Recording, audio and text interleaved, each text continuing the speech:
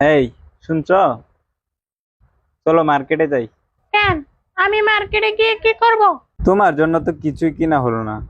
চলো যাই, তোমার জন্য কিনে নিয়ে আসি। আরে কি বলো, তোমার কি মাথায় গ্যাস ঠিক নাকি? গত ঈদে যে দুটো জামা কিনেছি ওইগুলোই তো নতুন আছে, আমার এই ঈদে লাগবে না। কি যে বলো, ওইগুলা তো পুরান হয়ে গেছে। আমার গুলো পুরান হয়নি বুঝছো, তোমারটা পুরান হয়েছে।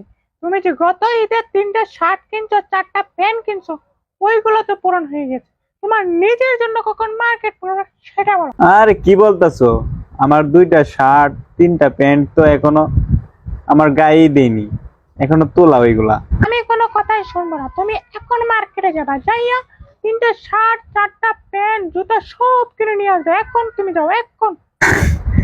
এতগুলা কিনবো, টাকা কই পাবো পাগলি? কে বলছে টাকা নাই? আমার জমানো 12,000 টাকা আছে, তুমি ওইগুলো নিয়ে যাও।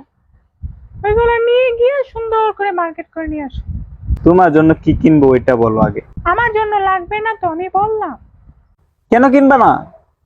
তোমার ভাইয়া কি তোমাকে ফোন দিয়ে না করছে নাকি? আর আমার জন্য মার্কেট আমার বাড়িতে কি করবে? আমার আব্বা আছে, আমার ভাইয়া আছে, আমাকে যে বলছে আমাকে অনেকগুলো জামা কিনে দিবে। তুমি টাকা খরচ করে কেন কিনে দিবে? হ্যাঁ,